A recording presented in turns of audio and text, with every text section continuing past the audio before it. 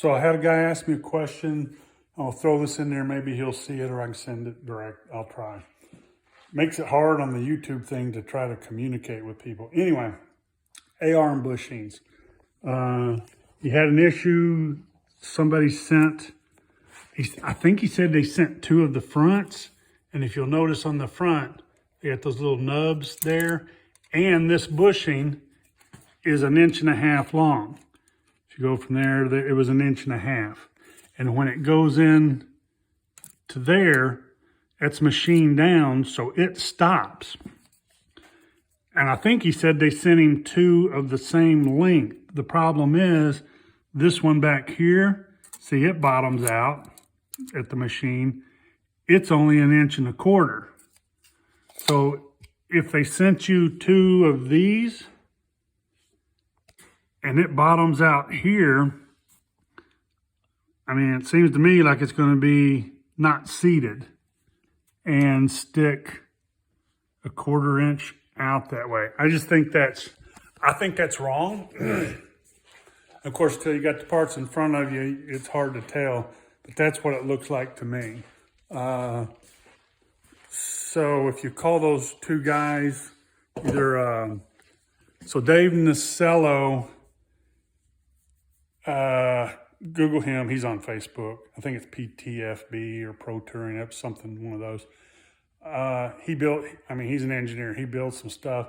I think he's the one that had the ones I needed. On my car, it was, ordered them for a 79. The 79 on the rear was smaller diameter. And so my A-arms are actually end of 79 into 80. So if you look for them, you find the 80s. He actually had no set. Matt also called Don Baseman, East Coast Trans Am. He has a lot of this oddball stuff too, and they're really familiar with that. It's just one of those things. I built a dozen of these and never noticed everything I ordered must have been 79, or if I had the 78, whatever. But this just happened to be a late build car, I'm assuming. I didn't bother to look. But Dave knew exactly what it was when I called him with the issue. So that's that.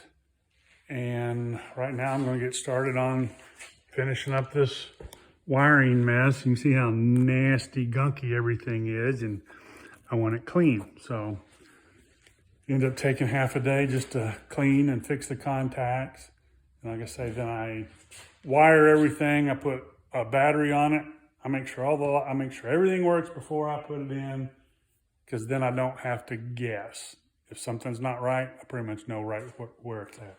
Anyway, that's that. I wanted to get that on there for a guy, and I had managed to find a couple parts for some guys too. So I'll get those sent out hopefully Monday, and I will talk to you soon. Bye.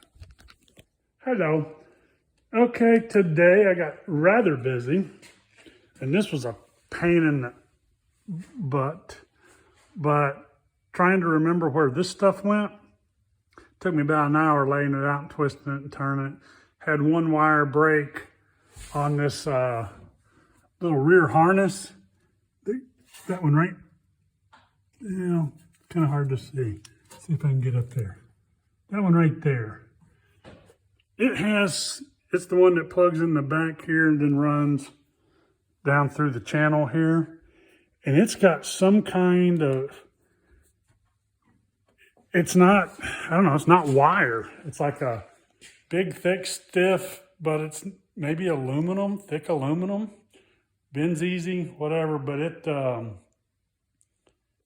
don't solder good.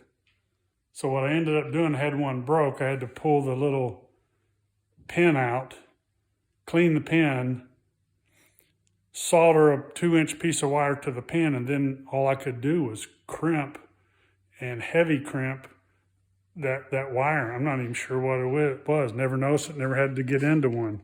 But got this stuff laid out, and then forgot to put the clutch safety switch in.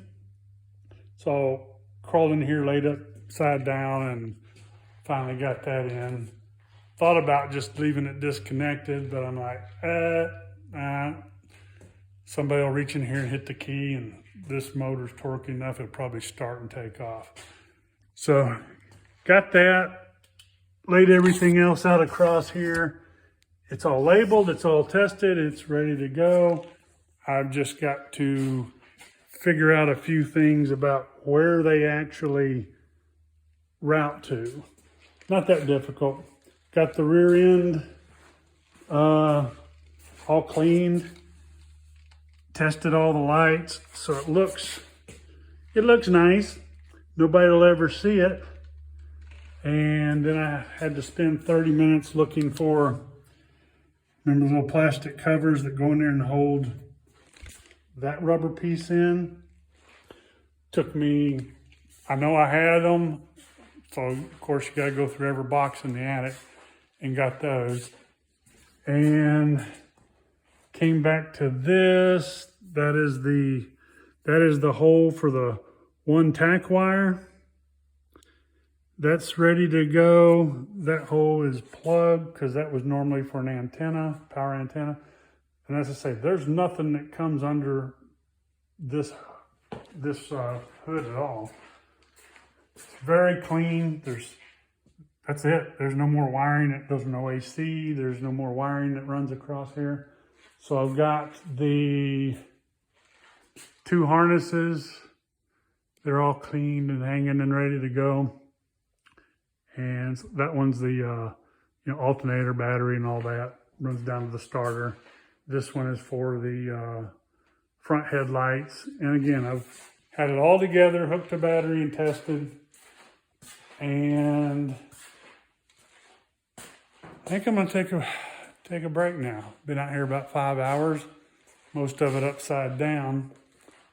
And I'm gonna go in and see about some dinner. So just wanted to throw that on there real quick. If I don't take a picture when I'm thinking about it, I forget. And then the next thing you know, the car's finished. So I'm gonna, it's when you get in that working mode. So I'm gonna do my best. I'll try to get some more pictures.